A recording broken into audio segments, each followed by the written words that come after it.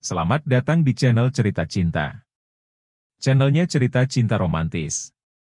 Sebelum lanjut, mohon dukungannya dengan like dan subscribe dulu. Gairah liar suami orang, bagian 8.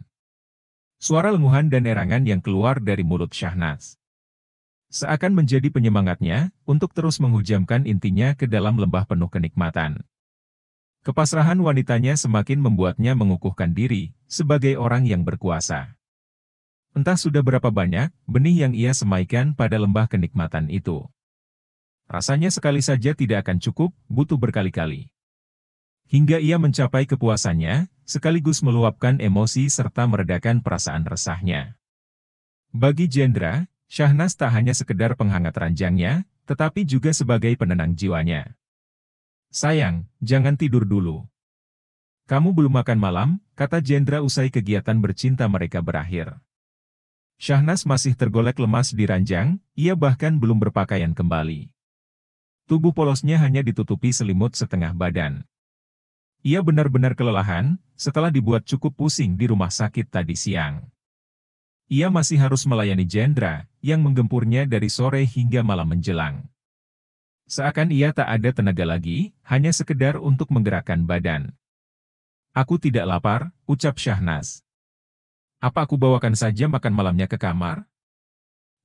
Tidak usah. Aku mau langsung tidur, aku mengantuk," katanya. Jendra tersenyum, ia mengusap kepala Syahnas dengan lembut. "Baiklah, kalau begitu minum obatmu dulu sebelum tidur," pintanya seraya memberikan sebuah kapsul dan segelas air kepada Syahnas. Ia membantu wanitanya meminum obat, tanpa harus beranjak dari ranjang. Syahnas sudah terbiasa mengkonsumsi obat itu. Jendra tak pernah lupa memberikan obat kepadanya setelah bercinta. Tok tok tok. Terdengar suara pintu diketuk. Jendra mengalihkan pandangan ke arah pintu, ia penasaran siapa yang ada di balik pintu. "Selamat tidur, sayang," ucap Jendra seraya mengecup dahi Syahnas. Wanita itu benar-benar kelelahan dan sudah memejamkan mata. Jendra berjalan menghampiri ke arah pintu. Ia membukanya, ternyata ada ibunya. "Kenapa, Mam?" tanyanya. "Mama sejak tadi menunggu kalian di bawah untuk makan malam, kenapa belum turun juga?" tanya Rania. "Ah, iya, Mam. Aku mau turun sekarang," kata Jendra. "Syahnas mana?" tanya Rania heran. "Dia sudah tidur, katanya kelelahan," jawab Jendra. Ia berjalan melewati ibunya menuju ke arah tangga. Rania mengintip sebentar dari pintu kamar Jendra yang terbuka setengah. Dilihatnya Syahnas yang tengah terbaring di atas ranjang, dengan bagian punggung polos yang terekspos. Rania mengembangkan senyum, seolah tahu apa yang baru saja putranya lakukan di dalam sana. Ia lantas menutup kembali pintu kamar, dan menyusul Jendra turun ke bawah menuju meja makan. Di ruang makan, Jendra dan Terry sudah mengambil makan malamnya masing-masing. Ia turut bergabung dengan kedua anak kesayangannya. "Kak, belikan aku mobil," pinta Terry. "Buat apa?" "Kan sudah ada sopir yang setiap hari antar jemput kamu," tukas Jendra. "Aku mau ke kampus sendiri." "Masa sudah kuliah masih diantar sopir? Aku malu," keluh Terry yang kesal, selalu dianggap anak kecil oleh kakaknya. "Tunggu nanti kalau sudah semester 2, lihat dulu nilaimu selama 1 semester. Kalau memang bagus, akan aku izinkan kamu punya mobil sendiri." "Yah, memangnya sekarang masih zaman jadi anak pintar. Aku kan punya kakak yang bisa diandalkan. Sekalipun aku bodoh, kakak masih bisa merekrutku masuk ke perusahaan." Jendra tersenyum mendengar rengekan adiknya. "Kamu kira, aku akan menerima orang bodoh di perusahaanku? Aku kan adikmu," ujar Terry.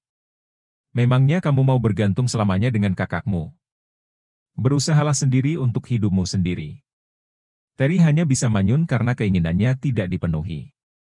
Ia memang sudah menebak, jika kakaknya tidak mungkin dengan mudah mengabulkan apa yang dia mau. "Kamu yakin mau berhenti dari perusahaan ini?" tanya Regi. Pagi ini Aditya datang ke ruangan Regi, menyerahkan selembar surat pengunduran diri. Ia cukup terkejut, karena sebelumnya tidak ada pemberitahuan sama sekali dari karyawannya itu. Patut ia akui, Selama 7 tahun Aditya bekerja di sana, tak pernah ia kecewa dengan hasil kerjanya. Aditya salah satu karyawan teladan dan paling setia di perusahaan. Akan tetapi, ia memang sudah mencium gelagat yang aneh sejak Aditya meneleponnya waktu itu. Ia sempat terkejut karena Aditya mau merelakan istrinya untuk dijual secara kontrak kepada sahabatnya, Jendra. Ia tak ingin terlalu mencampuri kehidupan pribadi karyawannya. Terlepas dari hal itu, Aditya memang melakukan pekerjaannya dengan baik. Saat karyawan terbaik tiba-tiba berniat lepas dari perusahaannya, ada sedikit rasa berat untuk melepaskan. "Maaf, Pak. Saya tertarik untuk berwirausaha," kata Aditya. Regi mangguk-mangguk. "Kamu mau wirausaha apa memangnya? Yakin gak sayang nih, dengan gaji yang sudah kamu dapatkan di perusahaan ini? Saya juga belum ada bayangan mau usaha apa, Pak. Mungkin dari usaha kuliner kecil-kecilan. Saya ingin membuat bisnis sendiri," ucap Aditya. "Baiklah, kalau kamu memang sudah mantap dengan keputusanmu. Aku terima surat pengunduran dirimu, silakan hubungi bagian HRD untuk kepengurusan gaji," kata Regi. Aditya mengembangkan senyuman lebar. Ia tidak menyangka akan sebegitu mudah pengunduran dirinya diterima. "Terima kasih, Pak," katanya dengan semangat. Regi membiarkan Aditya keluar dari ruangannya. Ia masih penasaran dengan apa yang akan lelaki itu lakukan setelah keluar dari perusahaannya. Meskipun Aditya seorang karyawan teladan, jika sudah tidak ada niatan bertahan di sana, maka tak ada gunanya lagi untuk dipertahankan. Sementara itu, Sonya duduk di bangku parkiran perusahaan, sembari menghisap sebatang rokok. Ia tengah menunggu Aditya keluar, katanya lelaki itu hari ini mau mengundurkan diri dari perusahaan. Sembari menunggu, ia melihat apa yang ada di sekitarnya. Ia merasa ada enaknya juga, bekerja sebagai pegawai kantoran. Memakai pakaian rapi dan terlihat keren. Tidak seperti dirinya yang selama ini hanya tahu mengenakan pakaian minim untuk bekerja di klub malam demi mencari mangsa. Tatapannya tiba-tiba tertuju pada seorang pria yang baru saja turun dari mobil sedannya. Matanya bahkan sampai tak berkedip saking terkesimanya. Pria berperawakan tinggi, bertubuh atletis serta wajah yang tampan seperti layaknya seorang artis. Lelaki itu semakin keren mengenakan setelan jas, seperti seorang pengusaha muda. Ia tiba-tiba teringat dengan foto yang pernah Aditya kirimkan ke ponselnya. Buru-buru ia membuka ponsel, dan ternyata memang pria itu sama dengan yang ada di foto. Dia adalah Jendra, pengusaha kaya yang sudah membeli istri Aditya. "Wah, kalau sekeren dia, aku juga mau dibeli olehnya," gumam Sonya, sambil terus memandang kagum pada sosok Jendra. Awalnya ia kurang yakin jika pria semacam itu mau membeli istri Aditya. Pria seperti Jendra bahkan bisa meluluhkan siapapun wanita yang diinginkannya tanpa harus mengeluarkan uang. Ia rasa tak ada wanita yang akan menolak untuk mau dihamili oleh lelaki seperti itu. "Kenapa bengong?" tegur Aditya. Sonya sampai kaget, tiba-tiba Aditya sudah ada di sampingnya. Itu. Tadi aku lihat pria yang pernah kamu ceritakan itu." "Jendra," katanya. "Oh." Aditya memberikan respon datar. Dia memang berteman baik dengan pemilik perusahaan ini, makanya tidak heran kalau melihatnya sering datang ke sini, katanya. "Kamu tidak penasaran dengan kabar istrimu? Hampir 2 bulan kan, kalian tidak bertemu?" pancing Sonya. Aditya rasanya ingin tertawa mendengar pertanyaan itu. Siapa peduli, kan? Yang terpenting uang darinya lancar. Bulan lalu saja dia mengirimiku 50 juta. Anggap saja dia sedang bekerja, ujarnya. Sonya langsung memeluk lengan Aditya. Ia sudah tidak aktif menerima pelanggan, sejak Aditya punya banyak uang. Ia hanya ingin menempel pada lelaki itu, agar keuangannya juga lancar. Asalkan ia bisa merayu dan memuaskannya, Aditya sangat royal kepadanya. "Kamu pintar sekali, Mas. Istrimu yang bekerja keras, kamu yang menikmatinya," ujar Sonya. "Aku yang menikmatinya? Kamu juga ikut menikmatinya, kan?" tukas Aditya. Sonya tertawa. "Iya, Mas. Maksudku kita berdua yang menikmatinya. Kamu memang sangat nikmat, Mas. Kapan mau memberikan kenikmatan lagi padaku, godanya. Aditya mencubit gemas hidung Sonya, nanti malam saja kita main yang enak-enak. Aku masih ada urusan menemui temanku. Ayo, ikut aku ke mobil. Ajaknya. Keduanya berjalan sambil bergandengan menuju ke mobil Aditya, mobil yang diperoleh dari uang menjual Syahnas kepada Jendra. Aditya membukakan pintu untuk Sonya, ia memperlakukan wanita itu dengan mesra. Kalau nanti perjanjian istrimu dengan Pak Jendra sudah berakhir, apa kalian mau kembali bersama?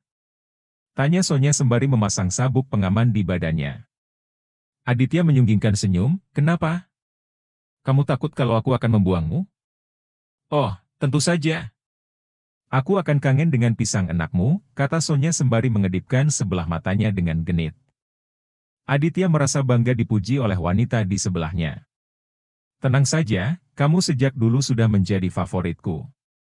Mana bisa aku meninggalkan goyangan mautmu, Sonya? Au! Jadi, kamu mengakui kehebatanku, kan? Sonya terkekeh. Tentu saja. Siapa lagi wanita yang jadi primadona di klub malam kalau bukan Sonya? Ujar Aditya. Hahaha. Jadi, walaupun nanti kamu balikan dengan istrimu, kita masih tidur bareng, kan? Tanya Sonya memastikan. Itu tergantung. Kalau istriku lebih enak darimu, mungkin aku akan melupakanmu.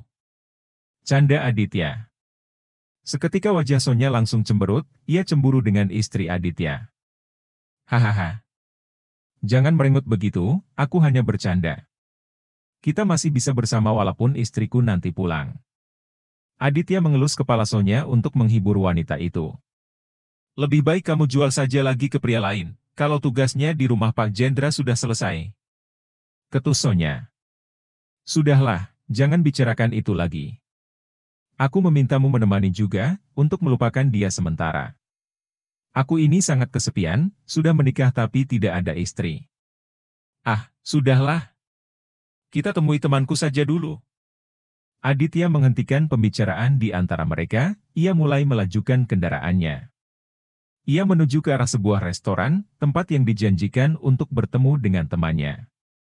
Setibanya di sana, Aditya dan Sonya sudah disambut oleh Jarwis, teman Aditya. Mereka bertemu di sebuah ruang khusus, yang dipersiapkan untuk perbincangan serius. Aku kira kamu tidak akan datang, ujar Jarwis. Ia terlihat senang melihat kehadiran temannya. Mana mungkin aku tidak datang, kita sudah lama membahas hal ini. Aku juga sudah resmi resign dari perusahaan, kata Aditya. Baguslah kalau begitu, jadi kamu bisa fokus untuk mengurus usaha kita bersama. Kamu akan aku jadikan CEO di perusahaanku, ucap Jarwis. Aditya tersenyum lebar mendengarnya, posisi itu memang sudah lama ia incar. Ia tidak akan mungkin mendapatkan posisi itu, jika tetap bertahan di perusahaan milik Regi. Kebetulan ia bertemu dengan temannya yang tengah merintis usaha, dengan sebuah perjanjian saling menguntungkan, akhirnya mereka bekerja sama. Sementara itu, Jendra dan Regi tengah berdiri di dekat jendela ruang kantor Regi, sembari menikmati kopi. Keduanya menatap ke bawah tepat ke arah parkiran. Ia memandangi sebuah pemandangan, yang sungguh membuat mereka ingin tertawa sekaligus kesal. Tampak Aditya dengan santainya berpelukan mesra dengan seorang wanita, bersenda gurau, lalu masuk ke dalam mobil. Orang itu ternyata benar-benar tidak waras. Kasihan sekali istrinya, guman Regi seraya menggeleng-gelengkan kepala tidak percaya. Jendra menyeringai. Kalau dia waras, mana mungkin mau melepaskan istrinya untukku, ujarnya. Regi menyenggol lengan Jendra. Ah, iya. Aku sampai lupa, kalau ada orang yang bahagia atas ketololan Aditya. Tuan Jendra memang luar biasa, sindirnya. Meski begitu, istrinya masih menganggapnya sebagai lelaki baik-baik. Padahal, dia sudah menelantarkan ibunya di rumah sakit. Aditya tidak membayar tagihan rumah sakit selama 1 bulan, juga menempatkan ibunya hanya di ruangan kelas 3. Coba kamu bayangkan sendiri, kata Jendra. Serius? Tanya Regi kaget. Jadi, uang yang dia dapat untuk senang-senang sendiri? Bahkan ia habiskan dengan wanita lain. Benar-benar gila itu Aditya. Untung saja dia sudah keluar dari perusahaanku. Oh, dia resign? Jendra balik bertanya. Regi menganggukkan kepala sebagai jawaban. Baru tadi pagi aku menerima surat pengunduran dirinya. Karena dia sudah tidak mau kerja lagi, ya sudah, aku kabulkan kemauannya. Jendra kembali menyeringai. Mengetahui kebusukan lelaki semacam Aditya, ia semakin tak mau melepaskan wanita sebaik Syahnas. Meskipun ia juga bukan sepenuhnya lelaki baik-baik, tapi ia tidak akan setega itu menelantarkan seseorang. Apalagi ia juga masih betah memanfaatkan kehangatan wanita itu. Aku rasa dia beli mobil murahan itu juga memakai uang istrinya. Kayaknya dia sudah merasa keren banget, dapat uang 1 miliar dengan mudah. Sindrom orang kaya baru, ujar Regi. Uang segitu untuk orang miskin, sudah dianggap bisa untuk membeli kebahagiaan hidup, kata Jendra. Mas, kita jadikan periksa kandungan hari ini? Tanya Syahnas. Sudah berkali-kali, ia mengajak Jendra untuk pergi ke dokter kandungan. Tetapi lelaki itu terus beralasan untuk terus menundanya. Padahal, ia sudah lebih dari 1 bulan telat haid, padahal mereka juga rajin bercinta. Meskipun belum ada tanda-tanda kehamilan seperti mual, Syahnas ingin memastikan bahwa dirinya hamil. Jendra mencium pipi Syahnas. Kapan-kapan saja, ya. Aku juga tidak terlalu terburu-buru untuk memiliki anak. Kalau sudah waktunya juga kamu akan hamil, ucapnya dengan enteng. Mas, bukannya kamu membeliku supaya cepat-cepat bisa hamil? Jendra mengembangkan senyum. Tentu saja iya, tapi tidak terburu-buru juga. Santai saja, dinikmati prosesnya, supaya nanti kamu juga bisa hamil dengan bahagia.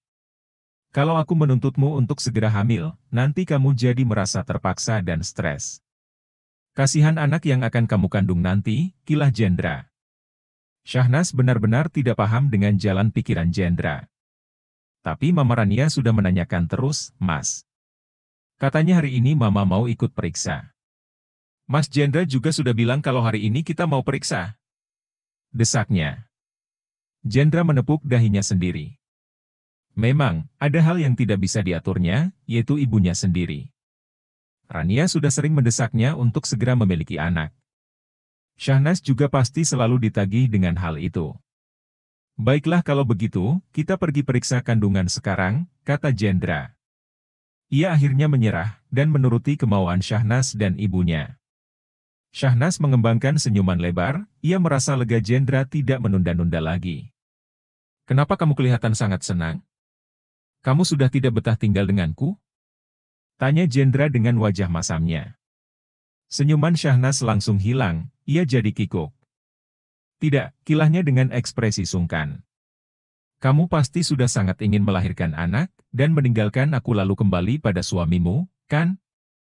Kesal Jendra, ia terlihat kecewa dan memutuskan berjalan lebih dulu keluar kamar. Syahnas tertegun sejenak. Ia heran, karena Jendra sepertinya kesal dengannya, membuat ia merasa bersalah. Telah punya pikiran seperti apa yang Jendra katakan, ia memang sudah sangat ingin pekerjaannya berakhir. Syahnas lantas turut berjalan keluar dari kamar, membuntuti Jendra yang turun lebih dulu. Di bawah sudah ada Rania, ia tampak menunggu mereka turun. Jadikan kita hari ini ke rumah sakit? Tanya Rania. Bersambung.